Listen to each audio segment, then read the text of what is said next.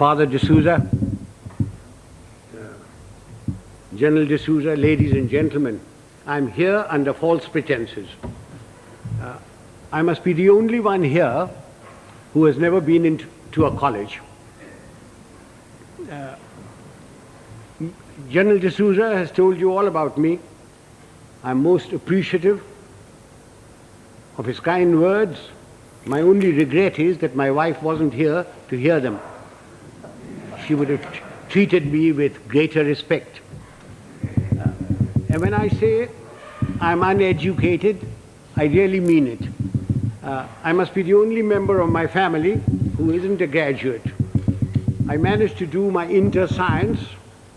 I got a 3rd division, mushkil se. Anyway, it's nice being in this hall with all the academics and all the educated people.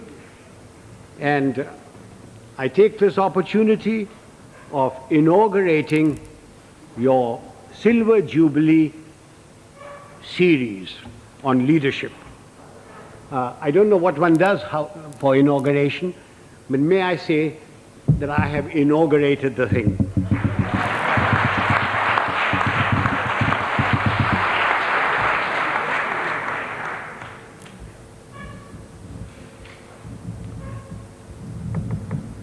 For a long time, I've been watching the scene in India very carefully. Wherever I go, whenever I pick up a newspaper, I find there are shortages.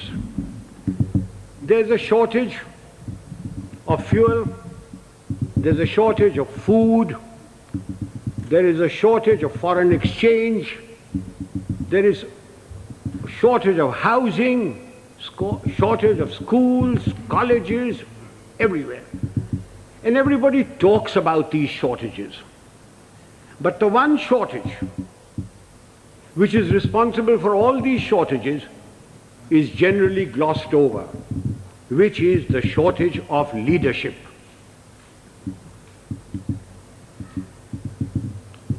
Father, don't misunderstand me, and gentlemen of the press, please don't misquote me, which you are always capable of doing and which you continue doing. When I talk of shortage of leadership, I do not mean just political leadership. I mean leadership in every walk of life. Whether it's political, administrative, in educational institutions, in our sports organizations, in our industry, amongst labor, amongst the law and order contingents, there is a shortage of leadership.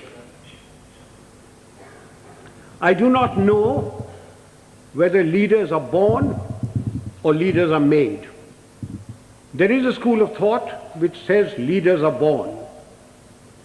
Father, we have a population of 780 million people, and we procreate at the rate of 1 Australia every year.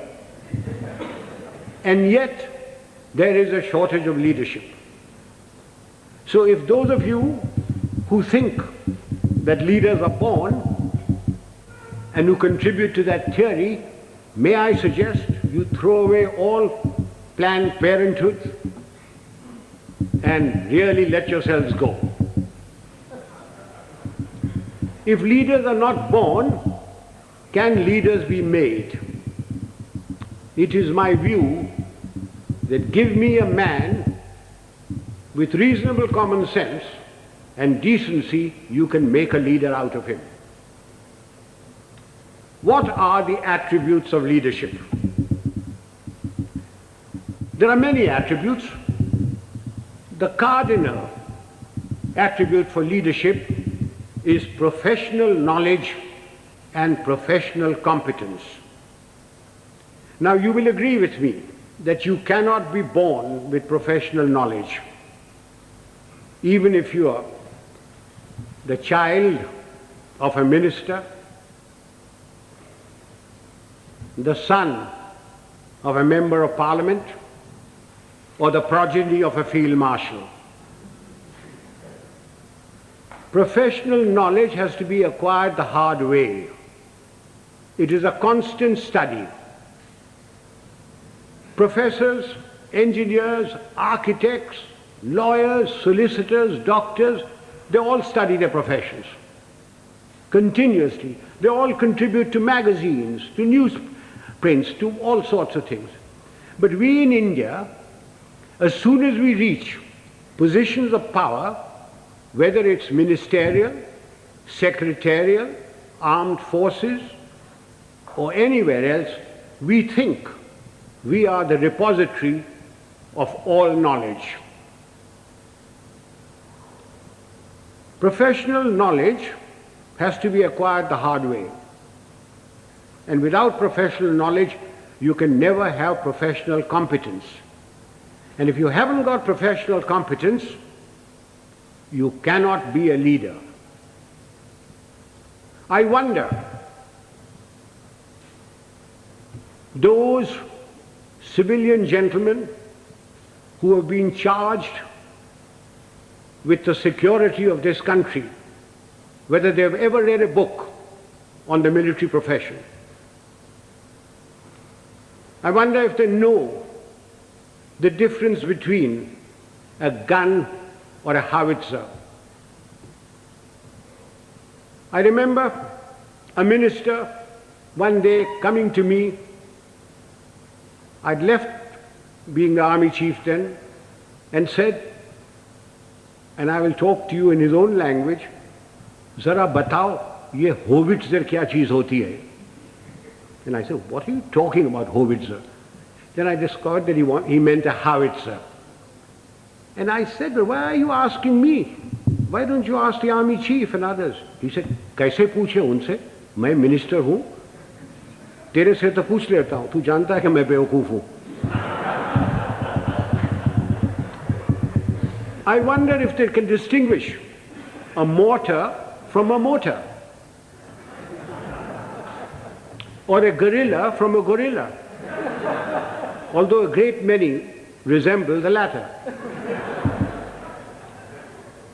Ladies and gentlemen, professional knowledge is a sine qua non of leadership. You have to have professional competence if you are expected to lead anything. It doesn't matter whether you are in the army, whether you are in the teaching profession, whether you are in industry, unless you have professional competence and professional knowledge, you cannot be a leader. And it has to be acquired the hard way. You've got to study all your life. What takes me to the next attribute? The ability to make up your mind and take a decision. And having taken that decision, accepting full responsibility for it. Those of us who have suffered at the hands of superiors who cannot take a decision know what it's like. An act of omission is much worse than an act of commission. An act of commission can be put right, even if the decision is wrong, by colleagues, by subordinates, by somebody. But an act of omission cannot be put right. Why does a person not take a decision? Because he lacks confidence. Why does he lack confidence? Because he lacks professional knowledge and competence. Eustace will tell you that when I was the army chief, I'd go around, ask my generals, "What are you doing about this?" And he said, "Sir, I've been thinking, I've been considering." And then I produced for myself a Manekshawism. And Father, will you forgive my language? I used to say, if you must be a bloody fool, be one quickly. Take a decision. and then accept full responsibility for it. Do you know how much money is lost in the country because somebody won't take a decision? Costs escalate, papers lie in somebody's place for days, for months, for years. And when they finally take a decision, the cost of a project, the cost of something has gone up tenfold. Who suffers? We, the people of India, suffer. So that's the second requisite for leadership. The ability to make up one's mind, take a decision, and then stand by it. Don't pass the buck on to your subordinate. It's your decision. What comes next? Absolute justice and impartiality. Those of us who have dealt with masses of men, and I've dealt with over 1 million men in my time, know the value of this. Absolute justice and impartiality. No man likes being punished, and yet men will accept punishment if they know that everybody who commits that sort of a crime gets the same sort of punishment. They will take it stoically. They may not like it, they may not like you, but they will respect you.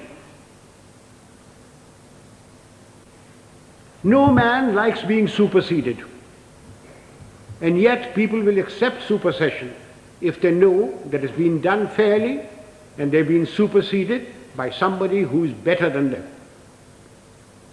But not because he happens to be a minister's son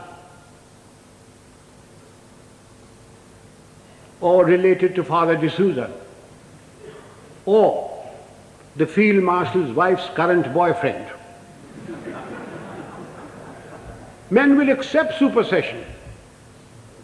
They may not like it, but they will do it. Now, ladies and gentlemen, this is very, very important in our country. We have tremendous pressures. We have large families. We have fathers, mothers, uncles, aunts, nephews, nieces, their fathers, mothers, etc. We have pressures from them. We have pressures from members of parliament. We have pressures from all sorts of people. And we lack the courage to withstand that pressure. This is very important for us in India. And that takes me to the next attribute: moral and physical courage.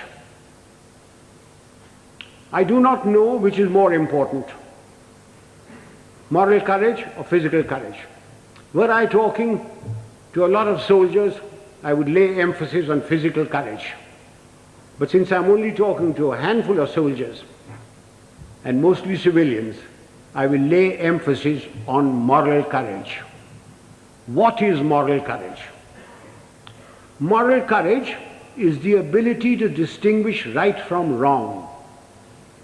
And having distinguished that, you must have the courage to stand up and say your piece, irrespective of what your superior thinks, irrespective of your colleagues, irrespective of your subordinates. You must have the courage to say so. A yes man is a horrible man. He must be shunned. He is a disgrace. He may rise very high. He may become a minister. He may become a field marshal. But he will never, never become a leader. He will be used by his superiors. He will be disliked by his colleagues, and his subordinates have no respect for them. Moral courage is essential. Now, since you wanted to know some examples of moral courage from my past. I will give you a little story. In 1970, when General Yahya Khan put all the pressure on East Pakistan as it was then, and refugees started coming to India, there was a cabinet meeting. I remember the date very well, 28th of April. I was summoned. I had a very strong Prime Minister and Mrs. Gandhi, who ranted and raved at me, said, "What are you doing about it? I've got so many refugees. The Chief Minister of Bengal has just sent me a telegram. The Chief Minister of Tripura has done this. The Chief Minister of Assam is writing that there are more Bengalis there than their own population. What are you doing about it?" And I said, "Nothing. Got nothing to do with me." And she said, "I want you to go in and take action." And I said, "Do you know what that means, Prime Minister?" And she said, "No." I said, "It means war." And she said, "I don't mind if there's war." So I said, "May I please quote from the Bible, the first book, the first chapter, the first verse? God said, 'Let there be light,' and there was light. And you say, 'Let there be war,' there be war. Are you ready?" I'm not ready. I'm not prepared. It is not the right time to go in. The monsoon will break very shortly, and the whole of East Pakistan will be a swamp. I will not be able to operate. The Air Force will not be able to operate. April is a month when we glean the harvest. And the Agriculture Minister was Mr. Fakhruddin Ali Ahmed. And I said, "I will require every railway wagon, I will require every train, I will require all the road space to move my troops. And you will not be able to move your harvest. And then if there is a famine, don't blame me." And I said, the passes in the Himalayas start opening now, the snow melts. And then if the Chinese give us an ultimatum, I will have to fight on two fronts. And then the External Affairs Minister, the Khalsa, Sardar Swaran Singh, said, "Do you think China will give ultimatum?" And I said, "You are the foreign minister, you tell me." And then my own minister, Jagjeevan Ram, who couldn't call me Sam, who used to call me Sham.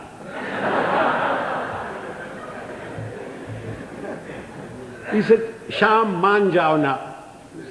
I said, "You can manne ki baat hai? I'm telling you what the facts are." And I said, "If you want me to do this, Prime Minister, I guarantee you 100% defeat. Now, Prime Minister, give me your orders." And there was dead silence. And she turned around and said, "The cabinet will meet at 4 o'clock. This happened at 10:30 in the morning.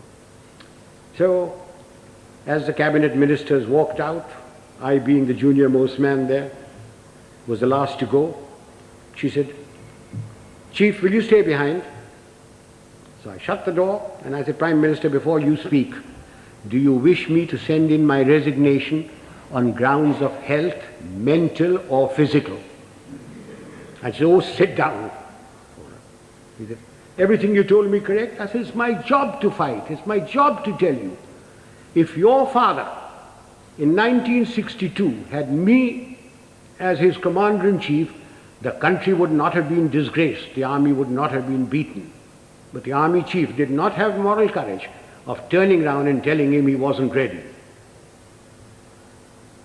So she said, "All right, you know what I want?" And I said, "Yes, I know what you want. And I must be allowed to do it my own way." And she said, "All right, you know what I want." So ladies and gentlemen, there's a very thin line between becoming a field marshal and being dismissed. I just gave you an illustration of moral courage. Of course, I didn't worry very much because my wife had money. If I'd gone, she would have looked after. She would have looked after me. So much for moral courage. Now I come to physical courage. Fear is a natural phenomenon like hunger and sex. Anyone who says he is not frightened is a liar, except perhaps the Gorkha. Everyone is frightened. It is one thing to be frightened and quite another to show fear. It's when your knees are knocking and your teeth are chattering and you're about to make your own geography. That's when the real leader comes out. If once you show fear in front of men that you may be commanding, it doesn't matter whether they're soldiers, they are clerks, they're labor, there are students. Once you show fear, you should quit. Now again, General D'Souza said, I must give some examples from my own life. This was in Burma in 1942. I was commanding a Sikh company, big tough chaps, very fond of them. I had a man called Sohan Singh, big man, stood about 6'4". He had been promoted many times to Lance Naik, to Naik, and every time, because he was a Badmash, he was broken. We'd had lots of casualties and we had to make promotions. So we had a promotion conference with the commanding officer, and Sohan Singh's name came up and I said, no use making him, he'll be broken tomorrow. So he was passed over. The conference finished, names were published. I came back to my Basha, where my company was in the jungle, and I found my senior Subedar, Balwant Singh, terribly worried. And he said, Saab, Sohan Singh ko kaid kar diya. I said, क्यों क्या हुआ?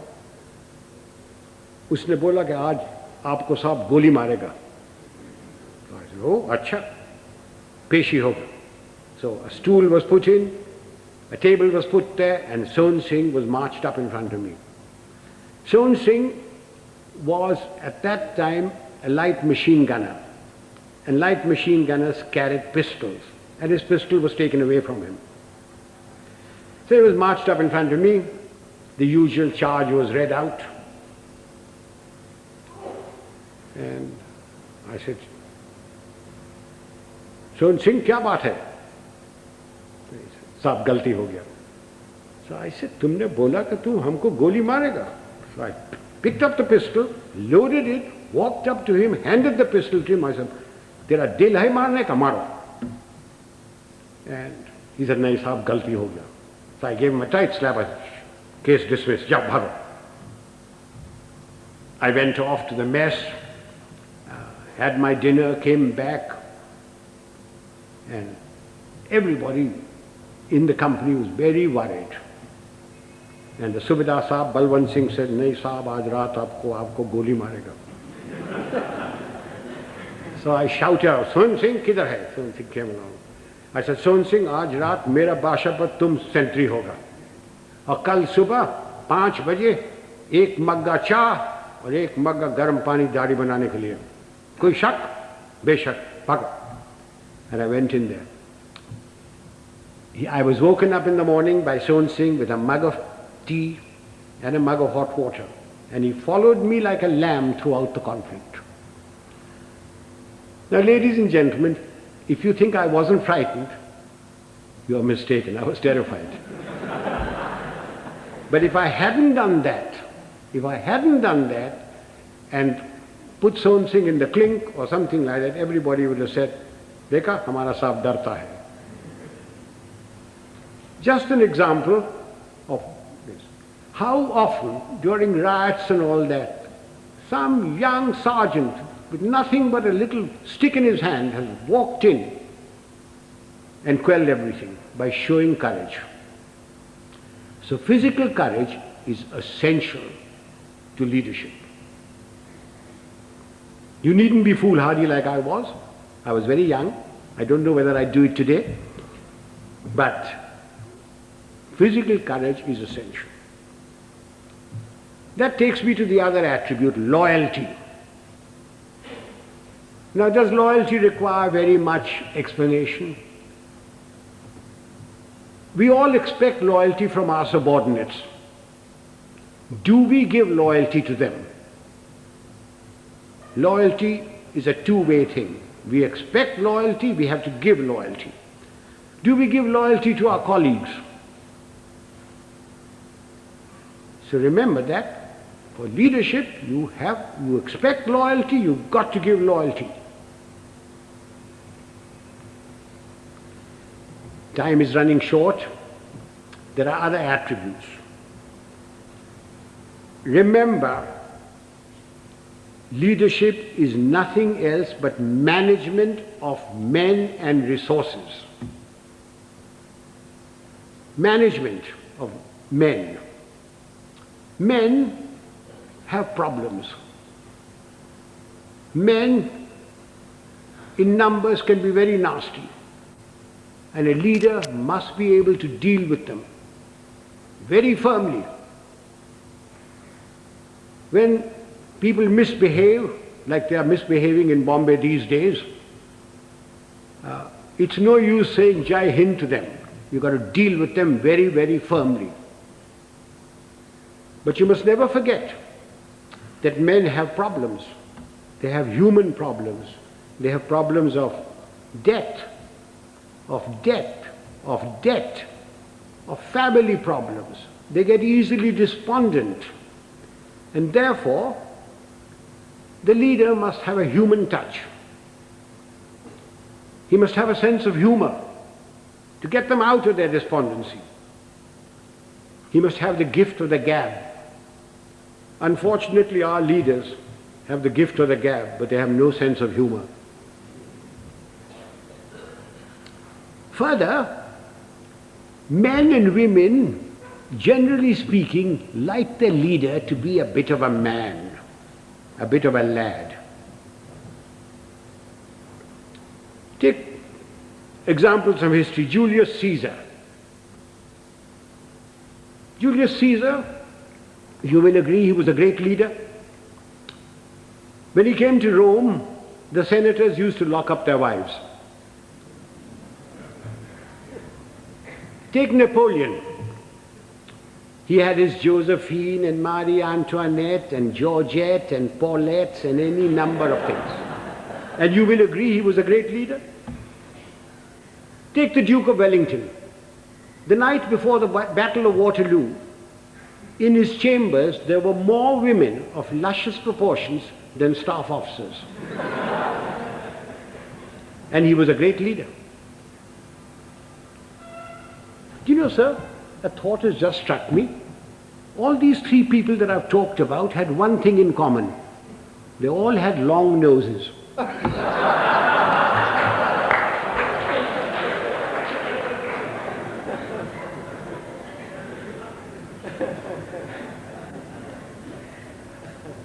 If my time is not up, can I crave your indulgence and talk for another 10 minutes? Ladies and gentlemen, no amount of leadership will put things right.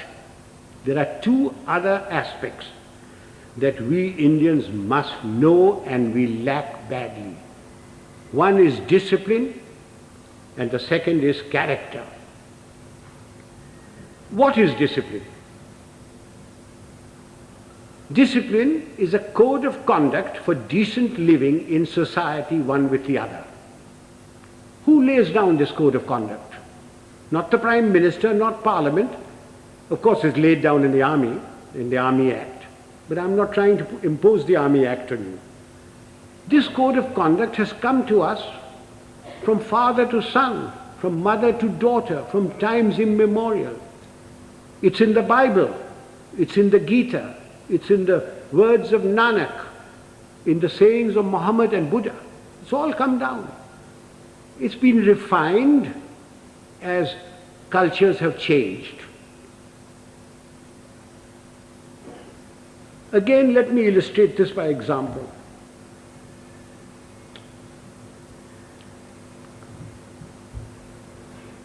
Non-punctuality is an act of ill discipline which is injurious to the state, injurious to its people. Some time ago, sir, I was invited to a university, as also my wife, unlike today.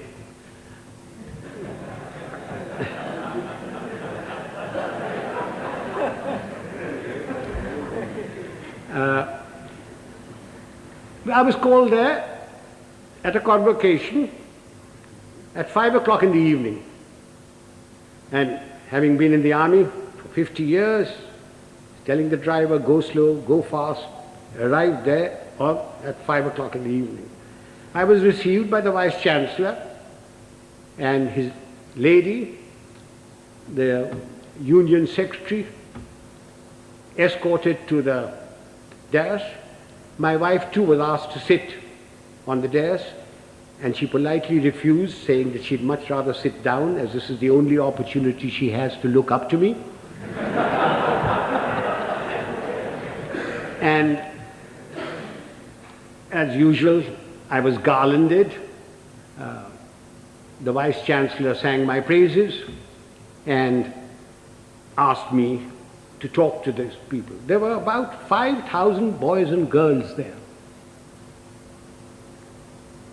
plus deans, plus professors, plus lecturers, everybody.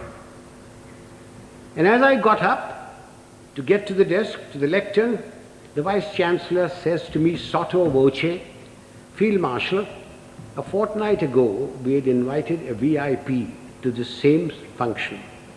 He was allowed to stand at the lectern for exactly 15 seconds. I wish you good luck. I said to myself, had the Vice Chancellor said this in his letter of invitation, I wonder whether I would have come. Anyway, I got up to the lectern and I addressed the gathering for the amount of time that I was allowed. I was heard in pin-drop silence, and at the end of it, I got a thunderous applause. The Vice Chancellor and his lady, the deans, professors, lecturers, the student body, and even my wife stood up and gave me a standing ovation. I was most relieved. Although my wife told me afterwards that I looked pale. After the usual vote of thanks, etc., we went out into the gardens where refreshments were given.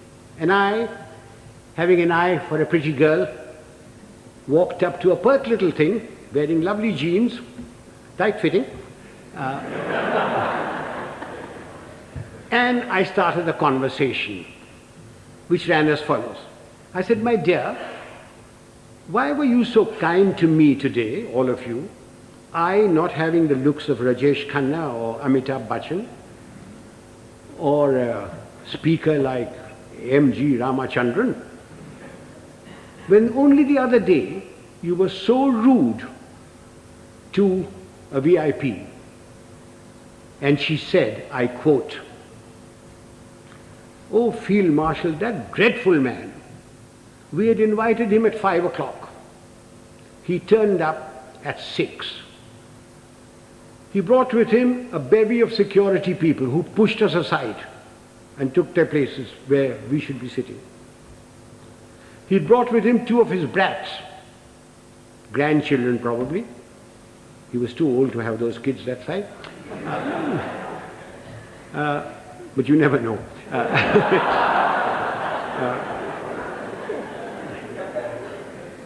He was received by the Vice Chancellor and lady. He was the Union President garlanded him, and he demanded garlands for his 2 brats. The Union President, being very flexible, diverted the garlands for the Vice Chancellor and his lady to these brats. And then the Vice-Chancellor sang his praises, saying how fortunate we were that he had come here, that he has done so much for the country. And all the while, this man sat there.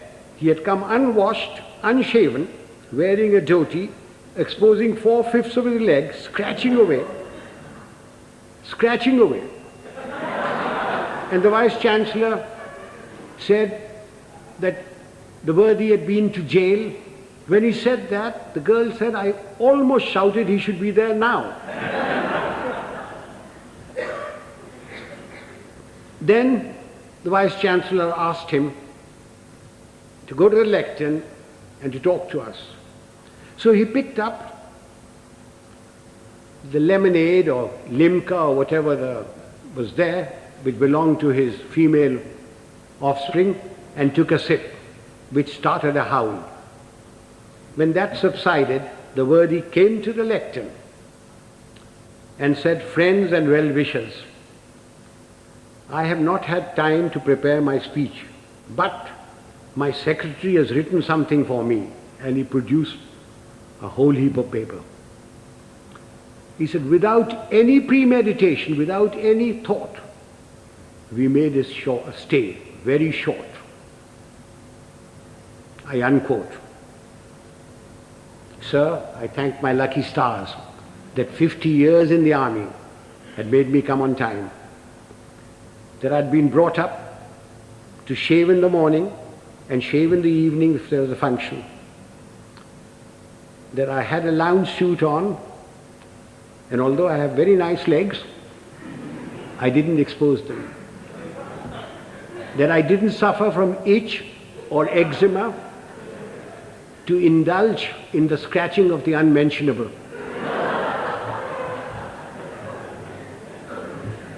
Now do you see what I mean by ill discipline? Had the worthy come on time, according to the program, talked to the people and given them advice, can you imagine what a lot of good it would have done? Instead of that, his act of ill discipline produced more ill discipline. Now this is not a matter to be laughed at and forgotten. We people in India are terribly ill disciplined. We think because we've got freedom that we can do what we like. I do not stop you from criticizing, to standing up for your rights. I think it's your duty to do it. But what I abhor are the acts that we've gone into because we've got freedom. Why do we have to spit pan all over? Why do we have to write on doors and things? Why do we have to keep staircases dirty and filthy? Why do we have to throw garbage in somebody else's compound? These are all acts of ill discipline. It is because of these acts of ill discipline that you have corruption, you have smuggling, you have all sorts of things. Even animals in Tanzania are better disciplined. I went there 4 years ago and I saw lions, lionesses, zebras, etc. They were all so disciplined. If the lion wanted to do his stuff, he went behind cover. He didn't spit. I came back from Tanzania. I arrived at Bombay airport. I cleared my baggage, and as I was walking out, there was a big, fat slob of a man who squirted damn pan on my trousers. And when I gave him a tight kick, he was most indignant. He didn't think he'd done any wrong. Why? Why do we tolerate it? So much for discipline. So everybody's been extremely well disciplined so far. Will you give me your indulgence for just another few minutes? I said character. By character, I don't mean the sort of thing which the father will preach to you. Of course you must be honest. Of course you must be truthful. Of course you mustn't covet thy neighbor's wife. Not when father is listening. Of course you mustn't. All that is part of character. But I mean something bigger. It's knowing yourself, knowing what you really are. Unfortunately, we lack that sort of character. And what little we have is denuded by our fans, by the sycophants around us, by the hangers-on. Again, let me illustrate this by an example. Some years ago, Hollywood produced a picture of the great violinist and composer Paganini. And they got a very handsome actor, tall, good actor, who had some knowledge of the violin, to take the part of Paganini. And he was drilled to perfection, so that when that little cadenza was played and screened, the critics raved over it, raved at the movement of his fingers and of his bow. And this man's fans, sycophants, hangers-on, went on telling him that he was greater than Menuhin, greater than Heifetz, greater than Chrysler. And the man started believing it. And it took 8 months in a psychiatric home to rid him of this delusion. Do you know, sir, after the 1971 conflict,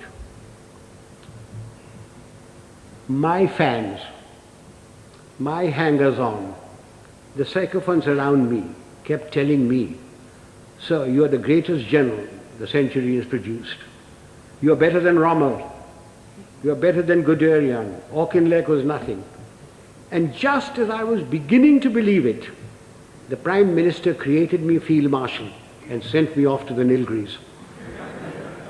And a hard-headed, no-nonsense wife deprived one more inmate of a psychiatric home. I thank you, sir.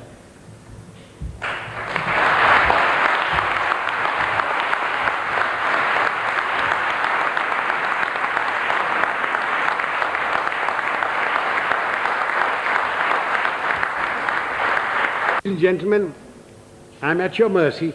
You can ask me any question you like, personal, pertinent or impertinent. I'm getting deaf, so you'll have to come nearer me. Punctuality is very essential for this. This engagement was announced at 6:30. You are quite right, sir. I was ready. I was told I was going to be picked up at 6 o'clock. I was ready, waiting. In fact, the people who organized the function came up to me. Just came out of my bath and said, "General D'Souza says, please do not come before 6:45. So will you hang around till 6:30 and then we'll bring you here." Not my fault. I was there absolutely on time. Please blame General D'Souza. And he had a reason that everybody works till 6 o'clock. Traffic is also there, and therefore he decided it was going to be 6:45. I would like to add that We got to go into East Pakistan. None. Militarily. You cannot go into anybody's country. But we had 9 million refugees. We, in our own country, are starving. We don't have enough clothes, we don't have enough medical attention, we don't have enough food, we don't have enough schooling. But we had 9 million people, through no fault of our own. We, the Prime Minister of India, went around the whole world telling everybody that I have nothing against Pakistan. In fact, I want Pakistan to be strong. What crime have we committed that we should have 9 million people of somebody else's country in my country? You Americans, if two Indians go there, you kick up a row. You, the French, won't accept anybody coming in. The British don't. Why are you asking me to keep 9 million men? Yahya Khan is your friend, not mine. Please persuade him to take these people back or create conditions so that they go back.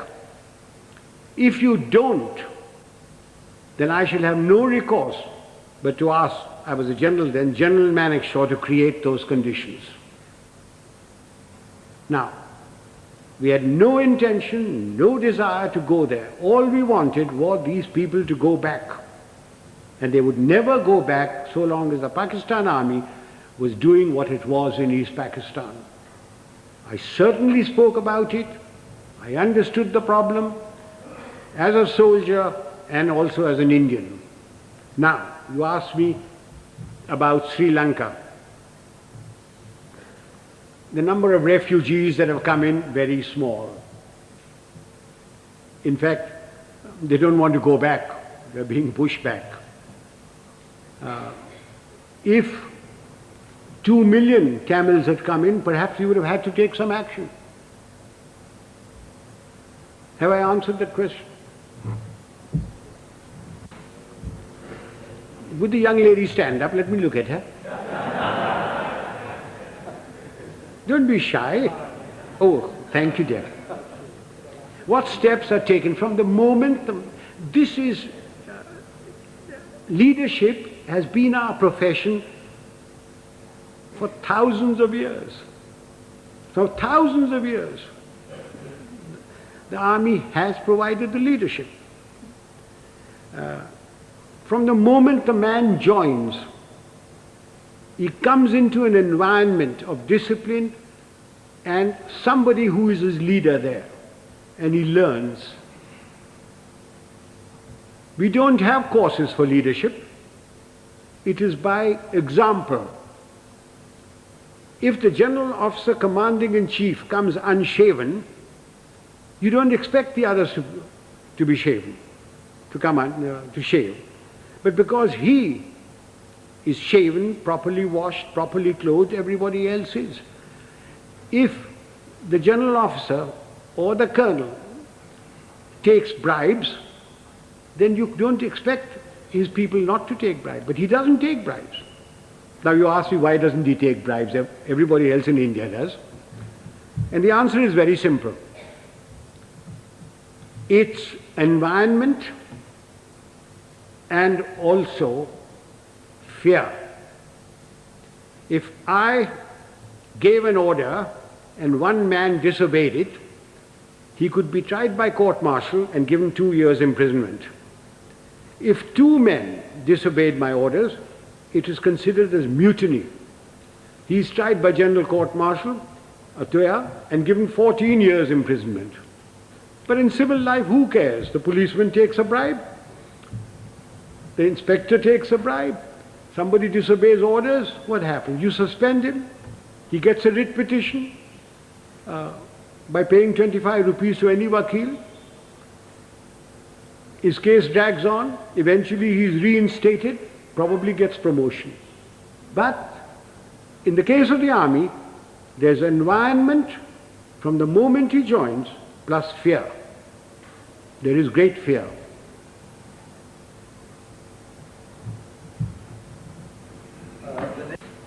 We Indians are alleged or supposed to be very religious people.